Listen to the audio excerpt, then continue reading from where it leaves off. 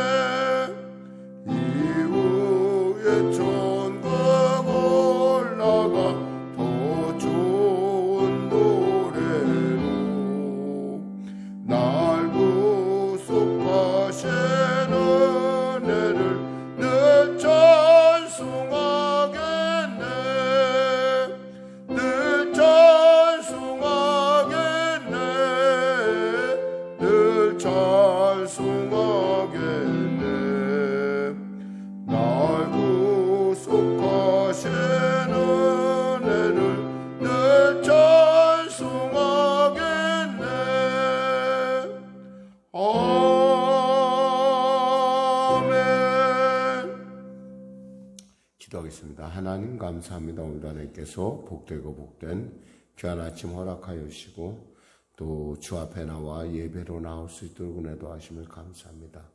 나를 사랑하시고 나를 기뻐하시고 나와 함께 또 이 새벽을 맞들 원하시는 주님이 우리 가운데 있음에 우리 안에 계신 성령으로 말미암아 우리가 하나님의 말씀 안에 새로워지고 또 그 성령의 능력 주심으로 말미암아 우리가 세상 가운데 살아갈 때 아버지 끌려가는 것이 아니라 주도적으로 왕같은 제사장의 삶을 살 수 있도록 또 세상의 각양의 모든 죄악과 그 저주를 마치 우리가 회개할 자인 것 같이 아버지 위하여 기도하게 하시고 중보하게 하심을 감사합니다. 특별히 성령의 교회 성도들을 축복하시고 은혜 베풀어 주시고 하나님 오늘의 삶 가운데도 예수 믿은 귀한 친구가 날마다 삶 가운데 나타나게 하여 주시옵소서. 아울러 말씀을 통하여 은혜 나눌 때 우리의 영혼 가운데 새로운 주님의 통치의 은혜가 하나님의 동행의 역사가 나타나게 하시고 매일매일의 삶이 주님과 동행하는, 주님과 함께하는 귀한 임마누엘의 증거가 나타나는 귀한 삶이 되게 하여 주시옵소서. 간절히 바라옵기는 수술이 끝나고 회복 가운데 있는 우리 박 권사님 기억하여 주시고, 또 오늘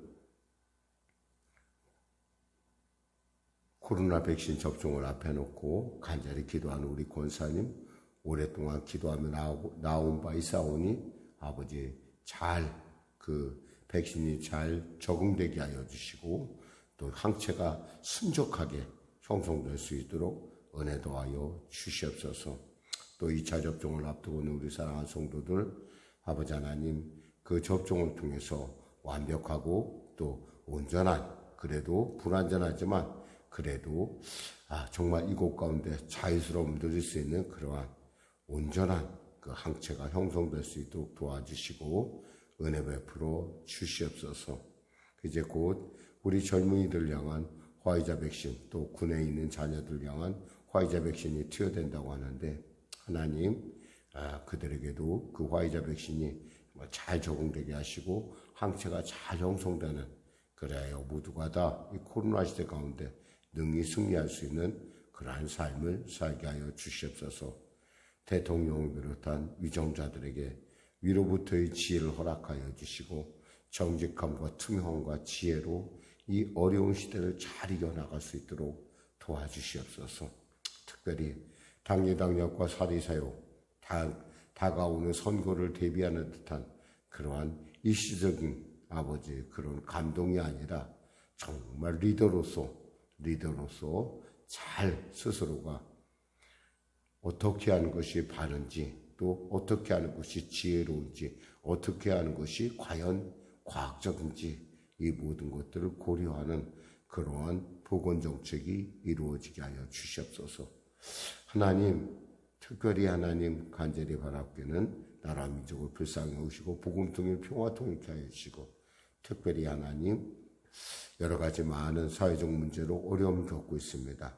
주여 도와주시고 인도하여 주시고, 특별히 하나님 앞에 무릎 꿇는 그러한 믿음의 지도자가 될 수 있도록 은혜 베풀어 주시옵소서.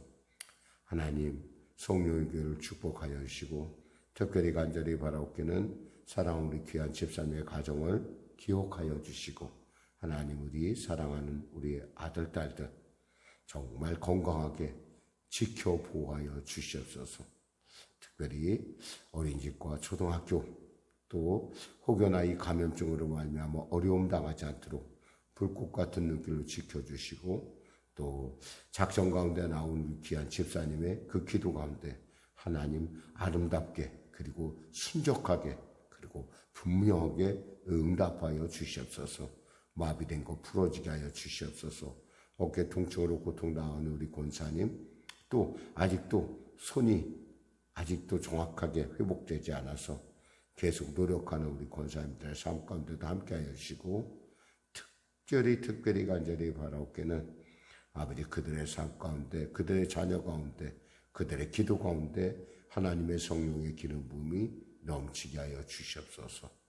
사모의 건강을 붙드시고 늘 주 안에서 성령으로 충만케 하시옵소서. 감사하며 예수님의 이름으로 기도드립니다. 아멘. 하나님은 살아계십니다. 은혜 나누실 말씀은 베드로후서 3장 14절에서 18절 말씀 되겠습니다. 베드로후서 3장 14절에서 18절 말씀입니다. 우리 하나님 말씀 같이 합독하겠습니다. 그러므로 사랑하는 자들아, 너희가 이것을 바라보나니 주 앞에서 점도 없고 흠도 없이 평강 가운데서 나타나기를 힘쓰라.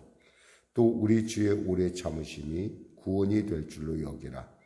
우리가 사랑하는 형제 바울도 그 받은 지혜대로 너희에게 이같이 썼고, 또 그 모든 편지에도 이런 일에 관하여 말하였으되 그 중에 알기 어려운 것이 더러 있으니 무식한 자들과 굳세지 못한 자들이 다른 성경과 같이 그것도 억지로 풀다가 스스로 멸망에 이르느니라.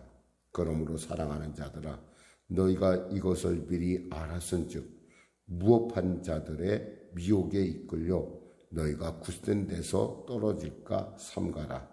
오직 우리 주 곧 구주 예수 그리스도의 은혜와 그를 아는 지식에서 자라가라. 영광이 이제와 영원한 날까지 그에게 있을지어다. 아멘. 오늘 본문을 중심으로 이제 여러분과 함께 예수 그리스도의 은혜와 그를 아는 지식에서 자라나라 라는 제목의 말씀 나누길 원합니다. 요즘같이 이렇게 혼란스럽게 하는 시대가 참 없었던 것 같아요. 이단도 가장 많은 여러 가지 많은 이단들이 태어나고 이런 어떤 무엇이 진리인가 참 분간하기 어려운 시대, 특히 남 탓하는 시대, 그리고 잘된 것은 자기가 잘한 것이고 못된 것은 다른 사람 때문이라고 하는 이러한 참 파렴치함들이 극치를 이루는 어려운 시대에 우리가 살고 있습니다.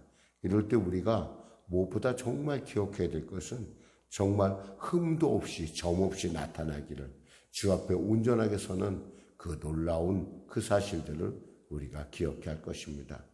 더욱이 이단들은 어이하든 간에 여기서 보면 무식한 자들이라고 굳세지 못한 자들이 성경을 다른 성경과 같이 억지로 푼다라는 말이 있어요. 억지로 푼다는 것은 있잖아요. 그러니까 우격다짐으로 맞춰낸다는 거예요. 한마디로 말해서 교묘하게 장치를 만들어서 교묘하게 그렇게 풀어낸다는 거죠.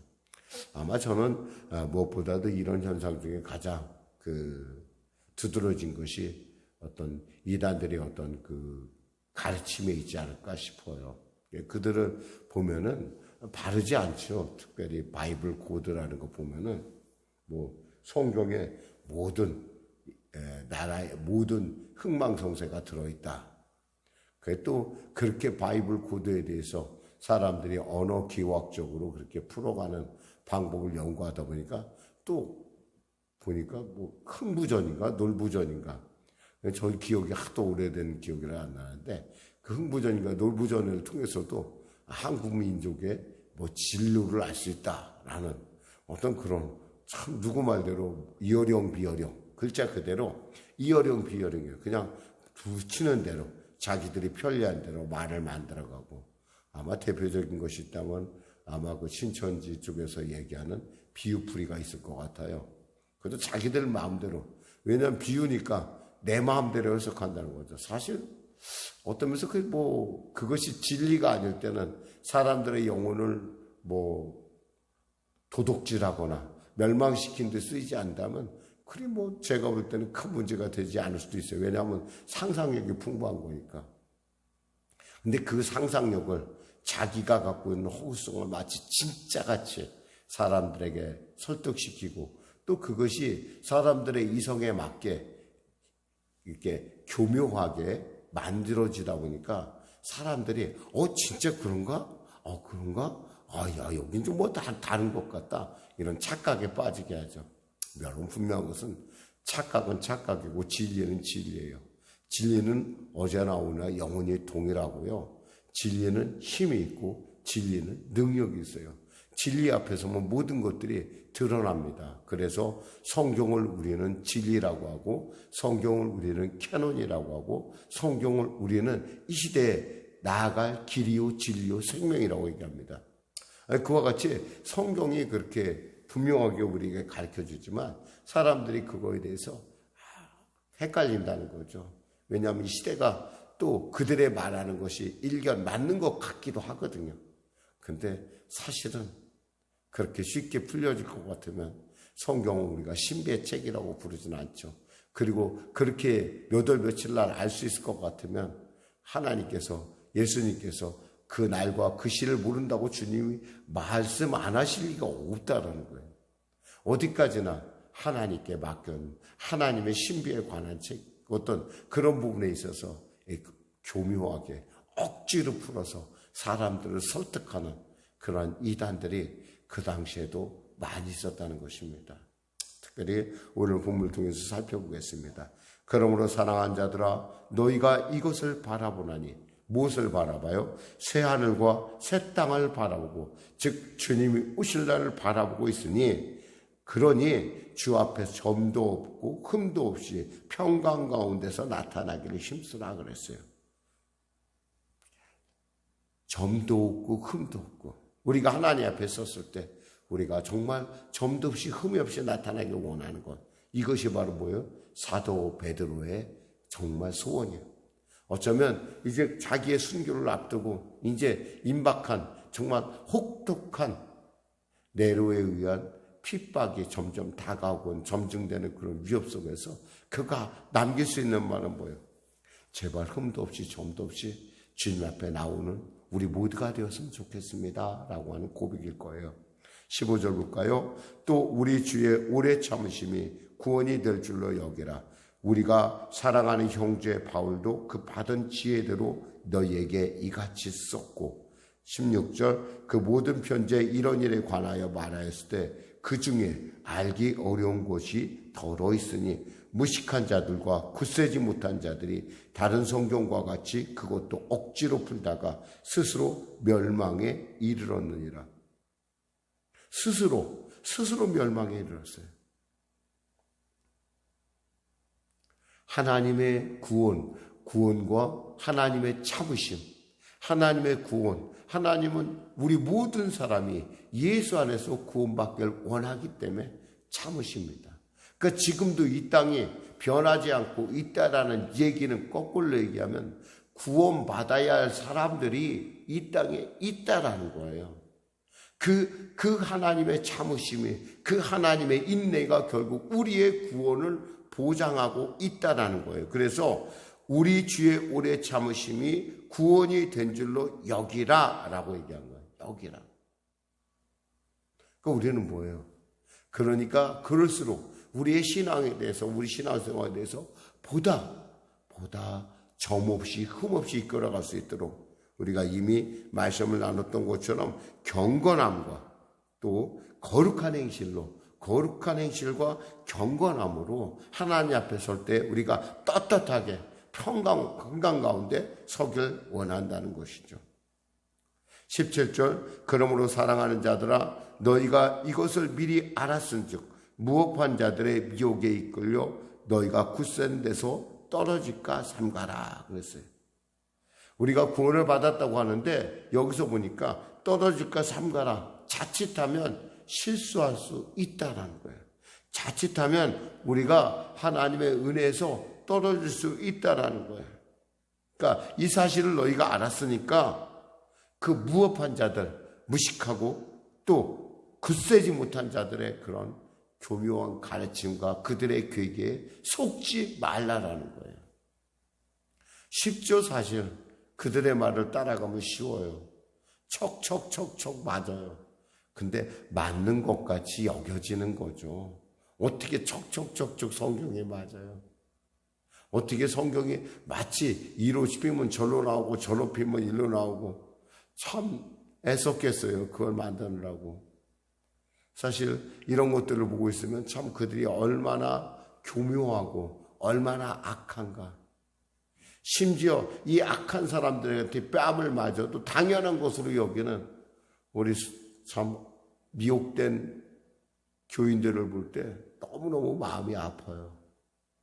어떻게 90살이 다 된 노인이 영생불사하셨다고 믿고 있는 그런 사람. 도대체가 이해가 안 되는 일들을 그들은 마치 그렇게 될 거로 믿고 자신이 14만 4천 명 중에 들어갈 줄로 믿고 자신의 모든 것을 다 그들에게 바치고 그들에게 도둑질 당하고 그들에게 욕먹고 그들에게 꾸짖음 당하고 심지어는 저번에 영상에서 보니까 아주 그렇게 열심히 무릎 꿇고 마룻바닥에 앉아서 예배 드리는 모습 보고 제가 깜짝 놀랐어요. 아마 교회에서 그렇게 예배 드리라고 하면 아마 다들 좀 입이 좀 꽤 대자로 나올 것 같아요. 아니 이렇게 불편하게 예배를. 근데 그 사람들을 보니까 아주 그냥 그 사람들 대부분이 교회 과거에 적을 뒀던 사람들인데 그 사람들이 대우 정력하게 아주 탁 앉아서 무릎을 꿇고 앉아서 예배 드리는 모습을 보면서 얼마나 정말 저렇게까지, 사람이 한번 미혹되니까 저렇게까지 가는구나 라는 생각을 제가 해봤어요. 끝까지. 여러분, 신앙이란 지금 우리가 하나님 만나는 그날까지 끝나는 것이 아니에요. 최선을 다해야 됩니다. 우리가 정말 떨어지지 않도록 스스로가 정말 그 부르심에 정말 우리가 지켜낼 수 있도록 우리가 끝까지 우리가 삼갈 줄 알아야 됩니다. 18절, 오직 우리 주 곧 구주 예수 그리스도의 은혜와 그를 아는 지식에서 자라가라.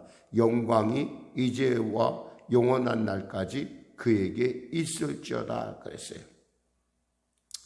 사실 우리가 잘하지 않는 것은 죽었다고 봐도 무방해요.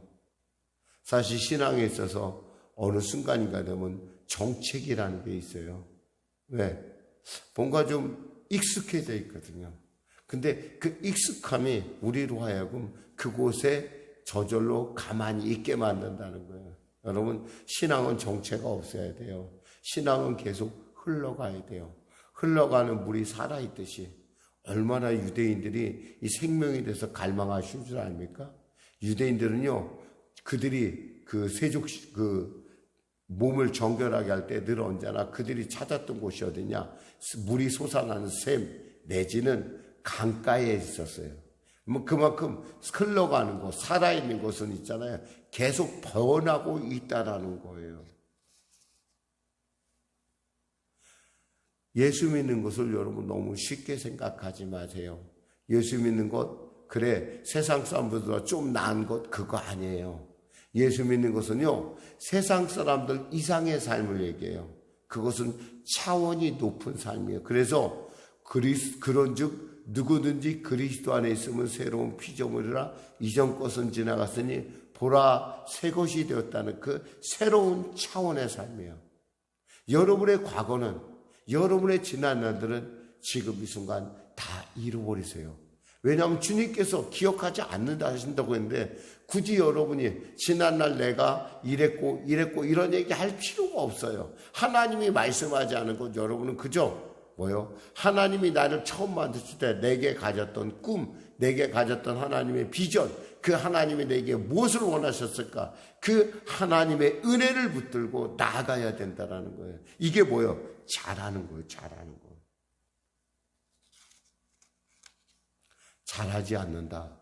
신앙이 잘하지 않는다. 신앙이 변하지 않는다. 이건 있잖아요. 어떻게 생각하면 큰 위기예요. 왜냐하면 멈추는 그 순간, 뒤로 밀려가는 그 순간 우리는 생명을 잃어가고 있다는 사실을 알아야 됩니다. 그래서 디모데전서 4장 7절에 바울은 고백합니다.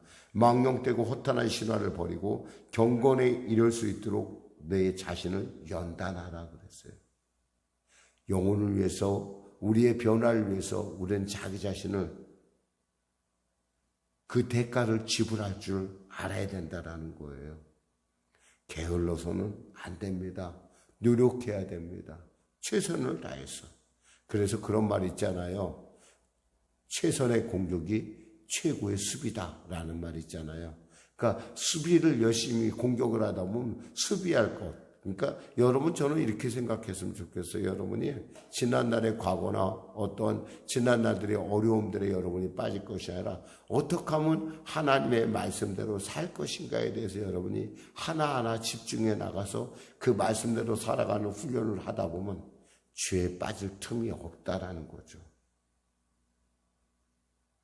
그러기 위해선 이 영적 성장을 위해서 우리에게 필요한 것이 두 가지가 있습니다. 첫째 예수 그리스도의 은혜가 있어야 돼요. 은혜. 아무리 예수님과 함께 다녔다 하더라도 은혜가 없으면 힘들어요. 은혜가 있어야 돼요. 베드로가 이 글을 썼을 때는 아마 자기 자신의 삶을 잠깐 반추했을 것 같아요. 디베랴에서 그저 그물을 던지면서 하나도 잡지 못한 자기의 인생을 보면서 그동안 지나갔던 예수님과 함께 했던 삶, 이런 모든 것을 그가 사념에 잡혀 있었을 때 저 강 건너편에서 예수님이 그들을 찾아오십니다. 그리고 그들에게 오른편으로 그물을 내리라고 합니다. 그때 고기가 어마어마하게 잡혔어요. 예수님을 처음 만났던 그때처럼 그 인생의 새로운 장이 열린 거예요.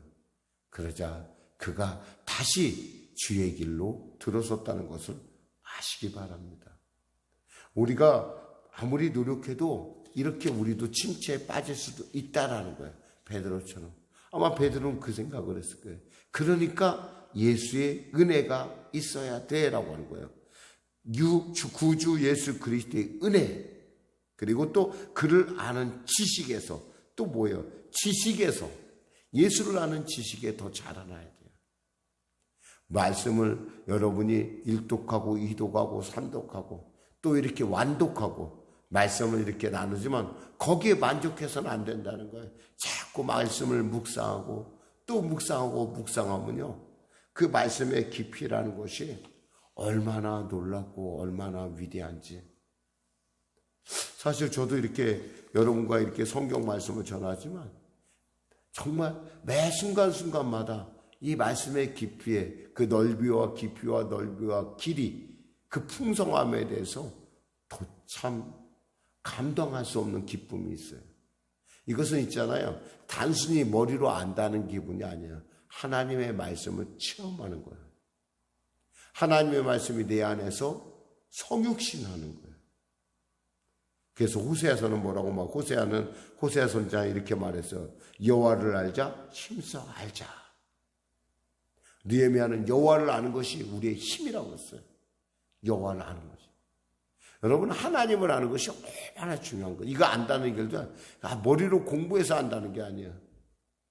어떤 사람은 마치 성경도 마치 공부하면 모든 것이 이루어질 거 아니에요. 공부를 넘어서, 공부에 넘어서 체득에 주님 앞에서 자기 자신이 그 체험하는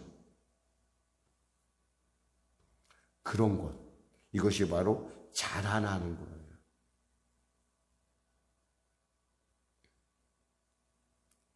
베드로는 이 말을 맺으면서 자기 자신의 모습을 돌아봤을 거예요. 아, 이제 내가 하나님께 갈 때가 돼가는구나. 아, 내가 정말 주님 앞에 온전할 수 있는 그러한 사람으로 자라가고 있구나라는 걸 자기 스스로가 되돌아봤을 거예요. 사실 예수 믿는 것 여러분 어떻게 할지 모르겠어요. 10년 지나도 그대로고 20년 지나도 그대로다. 그건 아니에요. 콩나물에 물을 부어봐요. 다 물이 빠져나가는 것 같지만 어느 순간인가 콩이 자라서 콩나물이 되어 있잖아요. 그처럼 여러분이 자꾸 말씀을 묵상하고 하나님의 은혜 가운데 있다 보면 여러분의 과거의 모습, 도저히 내가 그랬었나라고 생각이 안 들 정도로 변화된 여러분을 발견할 수 있을 거예요. 사랑하는 여러분, 오늘 베드로는 그 놀라운 그 은혜가 여러분에 있기를 간절히 기도하고 있습니다. 기도하겠습니다. 하나님 감사합니다. 우리가 주 안에서 자라난 예수 그리스도의 은혜와 그 알을, 하나님을 아는 지식에서 날마다 자라나는 사람이 되게 하여 주시옵소서. 그래 주님을 만날 때 흠없이 점없이 아버지 그 주님을 기다리는 마음으로, 순적한 마음으로 우리가 주님을 만나 뵙게 하여 주시옵소서. 예수님의 이름으로 기도드립니다. 아멘. 우리 말씀 생각하며 찬양하고 기도하겠습니다. 찬송가 411장입니다.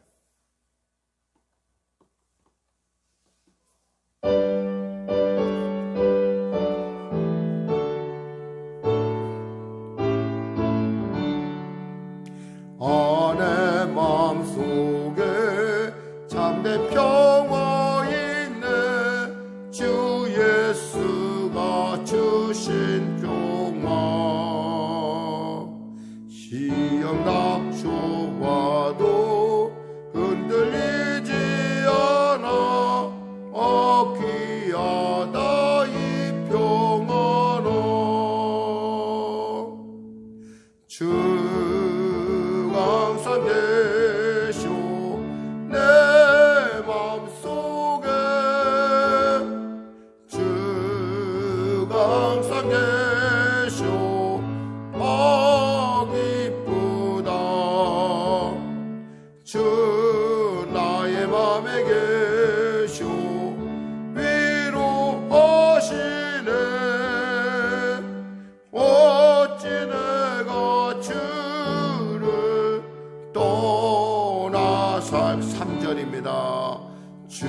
날개 아래 내가 사는 동안 이 보배를 빛내리라. 기쁜 그날이와 주를 만나 뵐 때 그 평화 영원하리. 주가 항상 계셔 내 마음속에. 주가 항상 계셔 기쁘다. 주 나의 맘에 계셔 위로하시네. 어찌 내가 주를 떠나 살까. 하늘에 계신 우리 아버지, 아버지의 이름을 거룩하게 하시며 아버지의 나라가 오게 하시며 아버지의 뜻이 하늘에서와 같이 땅에서도 이루어지게 하소서. 오늘 우리에게 일용할 양식을 주시고 우리가 우리에게 잘못한 사람을 용서하여 준 것 같이 우리 죄를 용서하여 주시고 우리를 시험에 빠지지 않게 하시고 악에서 구하소서. 나라와 권능과 영광이 영원히 아버지의 것입니다. 아멘.